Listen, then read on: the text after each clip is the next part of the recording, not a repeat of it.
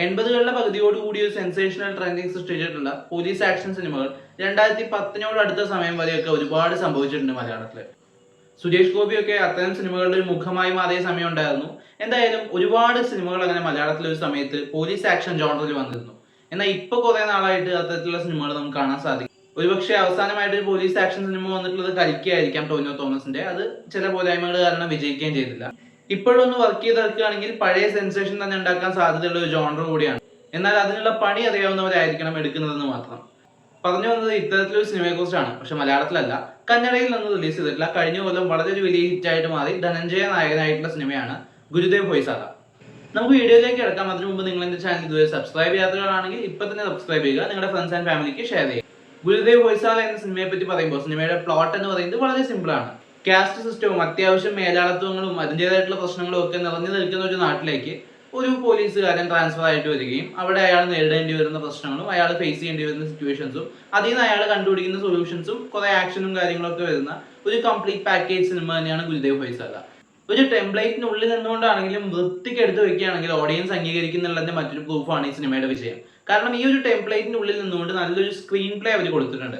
Characterisations ആയാലും ആ ഒരു കാസ്റ്റ് സിസ്റ്റത്തിനെ അവർ ഇൻവോൾവ് ചെയ്ത രീതി ആയാലും അതിനെ കഥയുമായിട്ട് കണക്ട് ചെയ്യുന്ന പോയിന്റ്സിൽ അവർ കൊടുത്തിട്ടുള്ള ഡയലോഗ് ഇമ്പാക്ട്സ് ആയാലും ഇതിന്റെ അപ്പുറത്തേക്ക് മേക്കിംഗ് ക്വാളിറ്റിയും ഇതിലെ ആക്ഷൻ സീക്വൻസുകളും ഗംഭീരമായിരുന്നു. ഇതൊക്കെ ഗംഭീരമായിട്ട് എടുത്തതോടുകൂടി ഈ സ്ക്രീൻ പ്ലേ അല്ലെങ്കിൽ ഒരു ടെംപ്ലേറ്റഡ് ആയിട്ടുള്ള സ്ക്രീൻ പ്ലേ ആണെന്നുള്ള വിഷയം നമ്മൾ മറന്നു പോവുകയാണ്. എനിക്ക് പേഴ്സണലി അങ്ങനെയാണ് ഫീൽ ചെയ്തത്. സിനിമയുടെ ഏറ്റവും വലിയ പോസിറ്റീവ് എന്തായാലും സിനിമയുടെ മേക്കിംഗ് തന്നെയാണ്. ആക്ഷൻ രംഗങ്ങളൊക്കെ എടുത്തിരിക്കുന്നത് അടിപൊളിയായിട്ടാണ്. പല റോ ആയിട്ടുള്ള ആക്ഷൻ സീക്വൻസുകൾ കുറച്ച് ഓവർ ദ ടോപ്പ് ആയിട്ട് വരുമ്പോഴും നല്ല കിഡിലിനായിട്ട് അവർ മേക്ക് ചെയ്ത് വെച്ചിട്ടുണ്ട്. പല സിറ്റുവേഷൻസും എഴുത്തിലും നന്നായിട്ട് വന്നിട്ടുണ്ട്. കാരണം വളരെ പവർഫുൾ ആയിട്ടുള്ള നായകനാണെങ്കിലും സ്ക്രീൻ പ്ലേയിൽ വരുമ്പോൾ അയാൾ വൾണറബിൾ ആണ്. പലയിടത്തും തെറ്റ് സംഭവിക്കുന്ന സ്വന്തം തെറ്റിന് വേണ്ടി പശ്ചാത്താപം കൊണ്ട് പ്രതികാരത്തിന് ഇറങ്ങുന്ന പോലെയുള്ള കഥാപാത്രമാണ്. അതുകൊണ്ട് തന്നെ പലയിടത്തും ആ പോലീസുകാരൻ അയാളുടെ ഒരു സിൻസിയാരിറ്റിയും കാര്യങ്ങൾക്കും അപ്പുറം അയാളുടെ സിറ്റുവേഷൻസിനെയൊക്കെ വളരെ ഡെപ്ത് ആയിട്ട് പ്രസന്റ് ചെയ്യാൻ സിനിമയ്ക്ക് റൈറ്റിംഗിലും സാധിച്ചിട്ടുണ്ട്, പ്രസന്റേഷനിലും നന്നായിട്ട് വന്നിട്ടുണ്ട്. കഥാനായകനായിട്ടുള്ള ധനഞ്ജയുടെ ഒരു മാസ് ആക്ഷൻ പെർഫോമൻസ് വളരെ നന്നായിട്ട് തോന്നി. പുള്ളിക്ക് നല്ല സ്ക്രീൻ പ്രസൻസ് ഉണ്ട്. ആളുടെ ഒരു ആക്ഷൻ സീക്വൻസുകളിലൊക്കെ സ്വാഗ് ഗംഭീരമാണ്. ഇവരുടെ ഒരു റിലീസ് വളരെ കുറവായതുകൊണ്ടാണ് ഒരുപക്ഷെ ഭൂരിപക്ഷം ആളുകൾ ഇങ്ങനെ ഒരു സിനിമ കണ്ടിട്ടില്ലാത്തത്. എന്തായാലും കണ്ടു കഴിയുമ്പോൾ നിങ്ങൾക്ക് അങ്ങനെ മോശം തോന്നില്ല. അത്യാവശ്യം കണ്ടിരിക്കാൻ കൊള്ളാമെന്നുള്ള അനുഭവം തന്നെ നൽകുന്ന ഒരു സിനിമയാണ്.